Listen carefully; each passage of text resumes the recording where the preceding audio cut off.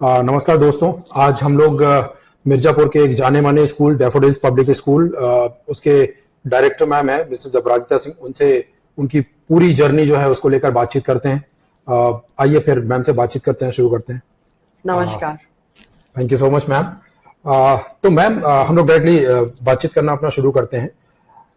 आपकी पढ़ाई कहाँ हुई, प्रारंभिक शिक्षा दीक्षा कैसा हुआ और आपका फैमिली बैकग्राउंड किस तरह का रहा? जी मैं देखिए डिफेंस बैकग्राउंड से आती हूँ।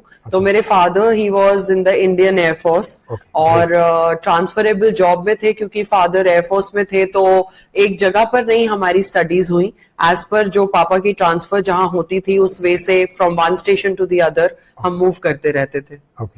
और मिर्जापुर में फिर कैसे, क्या यहाँ के आप नेटिव हैं या फिर यहाँ पे शिफ्ट हुए फादर? नहीं जी, मैं मिर्जापुर को बिलोंग नहीं करती हूँ, बट मिर्जापुर में मैं शादी के बाद से मिर्जापुर मेरा ससुराल है और अब तो बस यहीं के हम हो गए हैं, मिर्जापुर के ही। तो ये जो विद्यालय है डैफोडिल्स पब्लिक स्कूल, ये आपने कब शुरू किया और इसको शुरू करने का कब आपने सोचा कि शुरू करना चाहिए? जी, डैफोडिल्स पब्लिक स्कूल की शुरुआत हुई थी सन 1994 में। एंड इसकी पूरी जो एक इंस्पिरेशन थी वो मेरी बेटी फर्स्ट डॉटर साहिबा, तो वो जब 2.5-3 साल की हो रही थी तो हमको देखिए, हर माँ बाप का एक ही ख्वाब होता है कि अपने बच्चे को अपने से भी ज्यादा अच्छी एजुकेशन और संस्कार हम दे। तो बिकॉज मेरी भी एजुकेशन दिल्ली में हुई, मेरे हस्बैंड की एजुकेशन दिल्ली में हुई, तो हम लोग काफी ईगर थे कि हम अपने बच्चे को कहाँ बेस्ट से बेस्ट दे सकते हैं। तो कई स्कूल्स मैंने मिर्जापुर में विजिट किए और क्योंकि बिकॉज मेरे मदर भी एजुकेशनल बैकग्राउंड से ही हैं और मेरे father he was the psychologist in the Indian air force, तो मुझे ये एक फीलिंग आई कि क्यों ना मैं कुछ अपना खुद शुरू करूं। बिकॉज कुछ ऐसे सपने मेरे थे और कुछ ऐसे मेरे अपने आइडियाज थे। जब मैं यहाँ के स्कूल्स विजिट की तो मुझे लगा कि नहीं, मुझे कुछ और देना है, अपने बच्चे को कुछ इससे ज्यादा देना है। And that is how it started. एक और सवाल ये आता है मैम कि जब आपने शुरू किया तो आपके दिमाग में आपके अंदर कुछ रहा होगा, कुछ डर होगा, कुछ संदेह होगा कि हम विद्यालय तो शुरू कर रहे हैं, ये चलेगा नहीं चलेगा। और जब शुरू किया था तब कितने बच्चे थे और अभी क्या स्थिति है उसकी? कितने बच्चे हैं? देखिए, जब मैंने ये डैफोडिल्स की शुरुआत जब हमने की थी तो ये शुरुआत हुई थी 30 बच्चों से, सिर्फ 30 बच्चे। और ये हम मेरे ही रेजिडेंस में एक बैक रूम में हमारा जो गेस्ट रूम था उससे मैंने शुरुआत की थी। क्योंकि मैं बहुत सारी teaching equipments and teaching ads Delhi से लेकर आई थी। और मेरी मदर और मेरे दोनों पेरेंट्स का बहुत इसमें हाथ था, बिकॉज ये आइडिया पूरा मेरा था। एंड जब हमने शुरुआत की तो ये था कि नहीं, मुझे बेस्ट से बेस्ट यहाँ के बच्चों को देना है। और एक रूम से हमने इसकी शुरुआत की थी। अप्रैल में रजिस्ट्रेशन स्टार्ट हुए थे। एंड मुझे अभी भी याद है, मेरे पेरेंट्स, मेरे मम्मी पापा और मेरे इन लॉज, मेरे mother in law father in law ने भी मुझे उतना ही सपोर्ट किया। और मेरे फादर इन लॉ ने मुझे इतना कहा था कि अगर हमें बहुत अच्छा रिस्पांस मिलेगा तो समर्स में, मई जून के महीने में ही अगर हमें एडमिशंस और आएंगे तो हम उसी वे से कंस्ट्रक्शन और आगे बढ़ाएंगे। And by the grace of God बहुत अच्छा रिस्पांस मिला। और 30 बच्चे अप्रैल में थे। जुलाई तक, जब तक हमारी 4 रूम्स की कंस्ट्रक्शन हो गई तो हमारे ऑलमोस्ट 75 बच्चे हो गए थे। और किस तरह का डर था? कभी आपने ये सोचा कि शुरू कर रहे हैं, चलेगा या नहीं चलेगा? जनरली हम लोग को शुरू करते हैं या यूथ जब शुरू करते हैं तो उनके दिमाग में सबसे पहला सवाल यही आता है कि ये काम हम शुरू करने जा रहे हैं, ये होगा सही या नहीं होगा, चलेगा कि नहीं चलेगा? आपके दिमाग में किस तरह का? अगर मैं सच बताऊं तो मेरे मन में डर नहीं था, क्योंकि मुझे एक विश्वास था। और विश्वास शायद इसलिए था क्योंकि ये मेरा पैशन है। बच्चे शायद मेरी कमजोरियां, I love to be in the children, in the company of children. और कितने भी हम देखिए, आए दिन जिंदगी में कई तरह की परेशानियां से हम लोग सब जूझते हैं, लेकिन मुझे ऐसी फीलिंग होती है कि जब भी मैं अपने स्कूल में अपने बच्चों से मिलती हूं तो एक मेरी स्पिरिट्स अपलिफ्ट होती हैं। तो मुझे पूरा विश्वास था कि मुझे कुछ अच्छा देना है और एक ये मेरा पैशन था। तो जब हम एक पैशन को फॉलो करते हैं तो उसमें डर कम होता है और एक विश्वास ज्यादा होता है कि नहीं, अच्छा होगा ही होगा। आई थिंक ये बहुत इंपॉर्टेंट आपने बात की, क्योंकि ये देखा भी जाता है कि अगर हम पैशन को ही फॉलो करते हैं और उसी को अपना करियर चूज करते हैं तो उसमें ज्यादा सक्सेस मिलता भी है। अच्छा मैम, अभी आपका स्टाफ इतना बड़ा हो गया है, कितने स्टाफ हैं आपके पास जो काम करते भी? ऑलमोस्ट आई थिंक 85-90 के ऊपर ही हैं। अच्छा जी। तो कैसे आप मॉनिटरिंग करते हैं, कैसे उनको सपोर्ट जो है सुनिश्चित करते हैं कि उनको सबको कोई भी दिक्कत ना हो और सब बेहतर चीजें चले?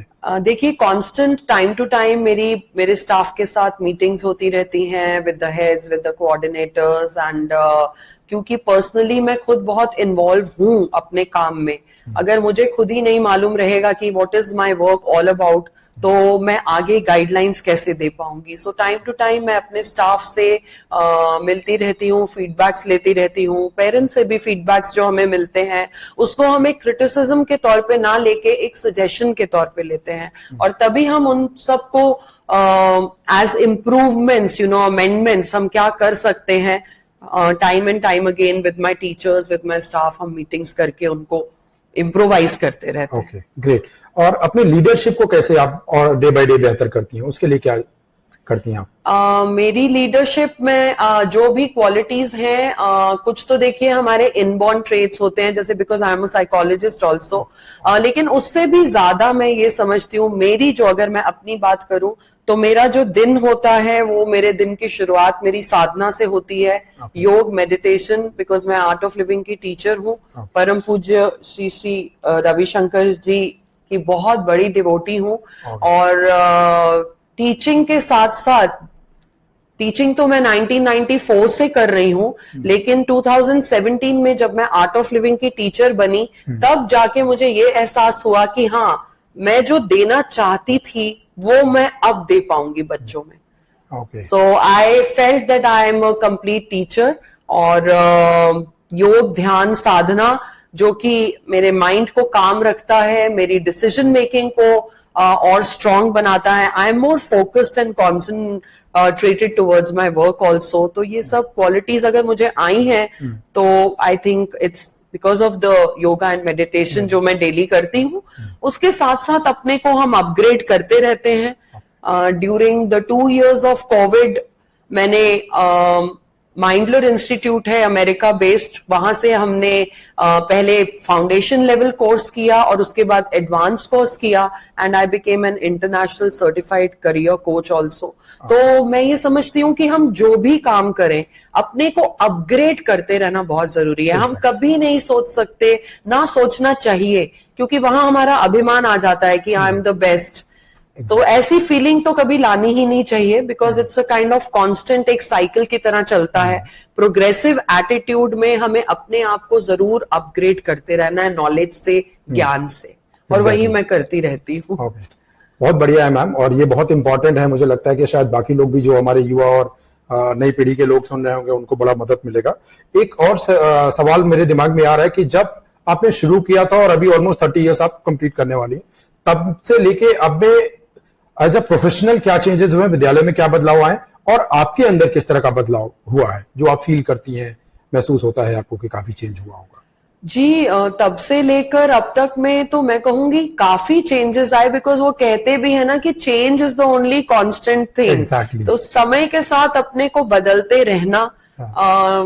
आज के टाइम में देखा जाए तो टेक्नोलॉजी इतनी एडवांस हो गई है, जब हमने शुरू किया था तो it was more of paper work and everything like that, and उस समय हमारा लिमिटेड स्टाफ था। मैंने जैसे 30 बच्चों से शुरू किया, जो आगे चल के 75 जुलाई तक हुए, एंड मैं और मेरे साथ 4 टीचर्स थे। हम लोग जो मैं कहूंगी जिन्होंने मुझे सपोर्ट किया, और ग्रेजुअली स्कूल अपग्रेड करता गया। एम यही था कि हम बेस्ट से बेस्ट बच्चों को दें, और ना सिर्फ टीचिंग, बिकॉज मैं ये नहीं मानती कि हर बच्चा सिर्फ 99% वाला ही है जो यूनिक है। मैं ये समझती हूँ कि हर बच्चा अपने आप में यूनिक है, और हर बच्चे में कुछ ना कुछ स्किल्स और टैलेंट्स होते ही हैं। हमको सिर्फ उनको तराशना है, और उसके बाद जब हमें पता चल जाए कि बच्चों के अंदर ये स्किल्स और टैलेंट्स हैं, हमको उनको पॉलिश करना है एज टीचर्स। क्योंकि अध्यापक का जो संबंध होता है, एक जैसे मिट्टी और कुम्हार का होता है, हम जैसे ढालेंगे बच्चों को, वो उस वे से ढलते जाएंगे। बिल्कुल बिल्कुल सही बात है। मैम, अभी आप अगले 5 से 10 साल में अपने विद्यालय को कहाँ देख रही हैं आप? कहाँ क्या विचलित करती है? देखिए, ऑलरेडी आपने जो मुझसे पहले सवाल पूछा उसको मैं जरूर कंप्लीट ये भी करना चाहूंगी कि बहुत सारी अचीवमेंट्स डैफोडिल्स की इतने सालों में हुई। हम लोगों ने ऑलमोस्ट 4 लिम्का रिकॉर्ड्स बनाए। नेशनल स्तर पर हमारे डैफोडिलियंस जो थे वो नेशनल चैंपियंस रहे हैं हैंडबॉल में। हम लोगों ने जिसको की होस्ट भी किया और हमारे बच्चे उसमें विजेता रहे। उसके साथ साथ हमारे अगर हम उसको एकेडमिक लेवल पर भी देखें तो अभी पिछले 2 साल से हमारे बच्चे पूरे पूर्वांचल में टॉप कर रहे हैं। हमारा इंटर का रिजल्ट बहुत अच्छा आया है ईश्वर की दया से, और इसमें बहुत मेहनत हुई है। मेरे प्रिंसिपल्स, हमारे विद्यालय के टीचर्स, अब तो स्कूल की ईश्वर की दया से 3 शाखाएं हैं और साथ में हमारा गुरुकुल हॉस्टल वॉइस का अलग से जो चल रहा है। तो बहुत मेहनत है, एक विजन है। विजन यही है कि ये बच्चे जिनको आज हम अच्छी शिक्षा अगर देंगे, अगर उनकी ऑलराउंड पर्सनालिटी को हम डेवलप करेंगे तो कल के नागरिक हैं ये बच्चे। They are the citizens of tomorrow. और इनमें हमें पढ़ाई के अलावा संस्कार, जो कि आज के समय में मैं सोचती हूँ कि आध्यात्मिकता से कम जुड़ाव हो रहा है और पाश्चात्य की ओर हम लोग ज्यादा बढ़ रहे हैं। तो बच्चों में संस्कार डालना, वैल्यूज डालना और उनमें एक कॉन्फिडेंस बिल्डअप करना कि अपने ड्रीम्स, अपने पैशन को फॉलो करो।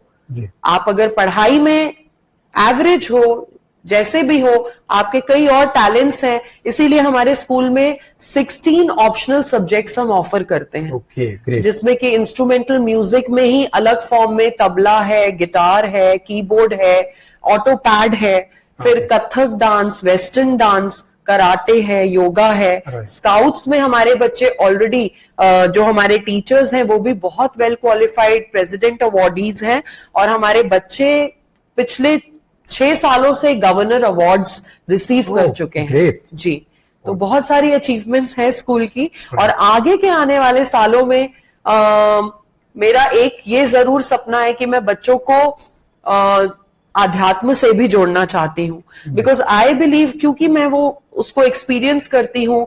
आज के समय में मेंटल हेल्थ, जिसके बारे में कहीं पर स्कूल में बात नहीं होती है, ना हमारे विद्यालयों में कभी बात हुई। हम लोगों को अगर हम कोई सब्जेक्ट चूज करना है, फ्रेंड्स ले रहे हैं तो ले लिया, कभी कोई काउंसलिंग नहीं हुई, कभी किसी ने कुछ गाइडलाइंस नहीं दी, और बच्चे कुछ कभी कभी बुली होते हैं, उसका शिकार हो जाते हैं। तो ये सब कुछ चीजें हमें अपनी इमोशंस को कंट्रोल करना बहुत जरूरी है। और एक छोटा सा बच्चा जो कि 8 साल का है या 11 साल का है या 14 साल का है, अगर वो किसी भी कारण से डिस्टर्ब्ड है, तो मैं समझती हूँ सबसे पहले मेरा ये दायित्व है कि मैं उस बच्चे की काउंसलिंग करके उसके चेहरे पे एक मुस्कुराहट लेकर आऊं, उसका कॉन्फिडेंस बिल्डअप करूं। और मैं ये समझती हूँ और मानती हूँ कि ये सब पॉसिबल है अगर हम बच्चों को छोटी एज से योग और ध्यान से जोड़ें।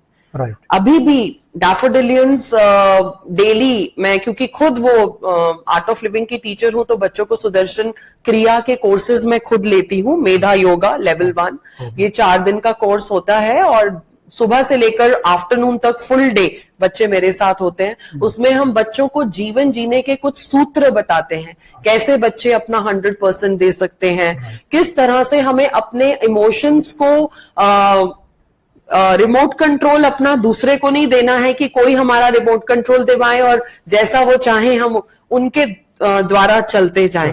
तो ये सब कुछ चीजें हैं जो मैं समझती हूँ कि अगर हम अभी से बच्चों में ये ज्ञान देंगे तो आगे चल के बच्चे बहुत कॉन्फिडेंट पर्सनालिटीज के रूप में आएंगे सामने। बिल्कुल। और मैम एक और इम्पोर्टेंट सवाल है, मुझे लगता है अभी हम लोगों ने जर्नी को लेकर बातचीत किया, आपने कैसे शुरुआत किया, क्या क्या अचीवमेंट रहा, लेकिन एक बहुत इंपॉर्टेंट बिंदु होता है चुनौतियां। मुझे लगता है जब तक हम लोग चुनौतियों की बात नहीं करते कोई भी यात्रा कंप्लीट नहीं होती, क्योंकि चुनौतियां के बिना यात्रा होती ही नहीं है, मुझे ऐसा लगता है। तो क्या चुनौतियां रही पूरे इस जर्नी को चलाने में, विद्यालय को संचालित करने में? देखिए, इनिशियली जब हमने ये विद्यालय स्टार्ट किया था, तो क्योंकि जैसा कि हम सब जानते हैं मिर्जापुर जैसे शहर में मुझे शुरू में एक्सक्यूज मी, मुझे शुरू में थोड़ी सी ये प्रॉब्लम आई थी कि प्रॉपर क्वालिफाइड स्टाफ, क्योंकि हमको यही एक सबसे बड़ा चैलेंज है। हर पेरेंट की अपेक्षा होती है कि बच्चा मेरा अगर छोटे शहर में भी है तो वो बच्चे को आगे चल के he should be confident in speaking English and उसका पूरा एक जो ऑलराउंड डेवलपमेंट हम करें वो उस तरीके से करें कि उसकी पर्सनालिटी पूरी तरह से निखार सके। तो ये कुछ टीथिंग प्रॉब्लम्स कहूंगी मैं थी शुरू में भी कि proper qualified staff and all, लेकिन अब आज के समय में मैं ये नहीं मानती, क्योंकि विद टाइम बहुत एजुकेशन शिक्षा भी बहुत इंप्रूव हुई है, बहुत सुधार आया है हमारे शिक्षा प्रणाली और स्टैंडर्ड में भी, और आज के समय में हमें वेल क्वालिफाइड टीचर्स मिल रहे हैं, वेल एक्सपीरियंस टीचर्स मिल रहे हैं, और हम पूरा ये हमारा प्रयत्न है, प्रयास है कि हम बेस्ट से बेस्ट एजुकेशन बच्चों को दें। ओके, बहुत बढ़िया मैम। मैम एक और सवाल है, बहुत से युवा जो है वो इस तरह का वीडियोस देखते रहते हैं और वो भी उनके दिमाग में भी आता है कि हम लोग जो है इस तरह का कुछ शिक्षा के क्षेत्र में काम करें, या फिर सिर्फ एज अ टीचर नहीं, अगर हम शिक्षा के पूरे शिक्षा जगत की बात करें तो तमाम काम है जो वो कर सकते हैं और योगदान दे सकते हैं। तो अगर इस तरह का वो कुछ काम करने का सोच रहे हैं तो उसके लिए आप क्या युवाओं को जो है सुझाव देंगी कि कैसे वो शुरू करें और कैसे वो मैं युवाओं को यही सुझाव दूंगी कि बिलीव इन योरसेल्फ, अपने आप में विश्वास रखिए, अपने हिडन टैलेंट्स को पहले परखने की कोशिश करिए। हमको अंदर एक हमारी इनर वॉइस ये बताती है कि हमारी किस चीज में एक्सपर्टीज है, और as per hour hobbies also हम आगे फिर अपने आप को अपग्रेड कर सकते हैं। उदाहरण के लिए अब अगर कोई युवा है जो कि बहुत अच्छा, जिनको की संगीत का ज्ञान है, बहुत अच्छा गाते हैं या बहुत अच्छा इंस्ट्रूमेंट कोई भी बजाते हैं, तो उनको मैं यही सुझाव दूंगी कि आप जब अपने टैलेंट को परख लेते हो तो आप उसमें उसकी पॉलिशिंग करिए। आप अपनी पढ़ाई लिखाई के साथ साथ आप संगीत में भी आगे कुछ और हायर एजुकेशन में जाइए, हायर अपने आप को क्वालिफाई करिए। अगर इंस्ट्रूमेंटल नॉलेज है या आपको डांस में बहुत ज्यादा आपकी रुचि है, तो जितना हम उस पर्टिकुलर फील्ड में अपने को अपग्रेड करेंगे, आज देखिए आज के समय में सिर्फ एक डॉक्टर या इंजीनियर ही प्रोफेशन नहीं रह गया। आज के समय में इतने ज्यादा एवेन्यूज खुल गए हैं कि कोई चाहे तो कोरियोग्राफर बन सकता है, कोई म्यूजिक में जा सकता है। तो मैं बस युवा को यही कहूंगी कि अपने आप को जानो, और वो आप तभी जान पाओगे जब आप थोड़ी देर चिंतन करोगे। चिंता ना करके चिंतन करो, चिंतन करो, ध्यान में जाओ, आपको बहुत सारे आंसर्स खुद मिलेंगे, और उसके बाद आप अपने टैलेंट्स को देखते हुए आगे बढ़ो। मतलब आप ये कह रहे हैं कि अपग्रेड करना बहुत इंपॉर्टेंट है, और जो भी आपका स्किल्स है या जिसमें आपकी रुचि है उसके ऊपर ज्यादा वर्क करने की जरूरत है। मतलब शॉर्टकट जैसा कुछ होता नहीं है जिससे आपको लंबे समय के लिए कुछ हासिल होगा, ऐसा कुछ? देखिए कभी कभी मैं ये समझती हूँ shortcut proves to be a longer cut, you know, अगर कुछ ऐसा, क्योंकि उसमें या तो बहुत ज्यादा कॉन्फिडेंस, मैं अगर अपनी बात करूं आज, तो जब मैंने स्कूल शुरू किया था, कई लोगों को ये नहीं मालूम होगा, मैंने बहुत यंग एज में स्कूल शुरू किया था और मैं उस समय ग्रेजुएट भी नहीं थी। तो अगर मैं ये सोच के उस समय ये सोच लेती कि नहीं स्कूल तो मेरा चल गया है, अब मुझे क्या है, अब तो बहुत बढ़िया चल रहा है, लेकिन मैंने अपने आप की पूरी मैंने एजुकेशन कंप्लीट की, ग्रेजुएशन किया, उसके बाद बीएड किया, उसके बाद एमए साइकोलॉजी किया, माइंडलर इंस्टीट्यूट से करियर कोच बनी हूँ, काउंसलिंग के sessions time and time again मैं करती रहती हूँ। मैं अगर स्कूल की वजह से शहर से बाहर नहीं भी निकल सकती, ऑनलाइन कितने हमारे कोर्सेज हो चुके हैं काउंसलिंग के, साइकोलॉजिकल ग्रुप्स में हूं मैं, तो इट्स अपग्रेडेशन तो बहुत जरूरी है। शॉर्टकट किस्मत के साथ साथ अपने भाग्य को अगर सच में वो करना है तो हमको जो भी करना है उसके बारे में जब तक हमें पूरी जानकारी नहीं होगी, मैं ये समझती हूँ आगे चल के हम रिग्रेट कर रहे हैं, उससे बेहतर है कि हम अपने को अपग्रेड करते चलें। बहुत बहुत बढ़िया मैम। चलिए मैम, आपसे बात करके बहुत अच्छा लगा, और आपके पास मुझे लगता है कि जो कुछ भी आपने साझा किया है अपनी इस जर्नी को, जो भी इस वीडियो को देख रहे हैं उनको बहुत कुछ सीखने को मिलेगा। जो चुनौतियां आपने शेयर किया, मुझे लगता है उनके दिमाग में भी ऐसा आ रहा होगा, तो शायद आपकी लर्निंग से वो खुद भी लर्न करके और आगे बढ़ा पाएंगे। जैसा हम लोग काम करते हैं प्रतिबिंब फाउंडेशन में और ये यूट्यूब चैनल चला रहे हैं नेशन टॉक विद शैलेश, उसके बारे में अगर आप 2 शब्द हम लोग के लिए कुछ कहें तो मुझे लगता है कि जी, मैं सबसे पहले तो प्रतिबिंब फाउंडेशन के लिए शैलेश जी को शुभकामनाएं देना चाहूंगी। आपके जैसे ही यूथ हैं जिनको कि आज के समय में आगे आना है, और आपके साथ कितने लोग और जुड़ेंगे। हम लोग को मिलके देखना है कि हमारे देश की जो भी समस्याएं, देखिए हम सोचते हैं, कई लोग अक्सर कहते हैं देश ने हमें क्या दिया। हम ये कहेंगे ये मत सोचो देश ने आपको क्या, ये सोचो आप देश के लिए क्या कर सकते हो, आप अपने देश को क्या दे सकते हो। तो आप तो इतना बड़ा कार्य कर रहे हैं, अंडर प्रिविलेज सेक्शन को एजुकेशन देना, उनकी करियर काउंसलिंग करना, जितना मैं आपको थोड़े समय में अभी तक जान पाई हूँ, ये बहुत उद्धार के कार्य हैं, बहुत नोबल सर्विस है ये सर। और दिल से मैं आपको बहुत सारी ब्लेसिंग्स और दुआएं दूंगी और ईश्वर से प्रार्थना करूंगी कि आपका प्रतिबिंब फाउंडेशन आगे दिन दुगुनी चौगुनी प्रगति करे। बहुत बहुत धन्यवाद। Thank you so much for talking with us. Okay.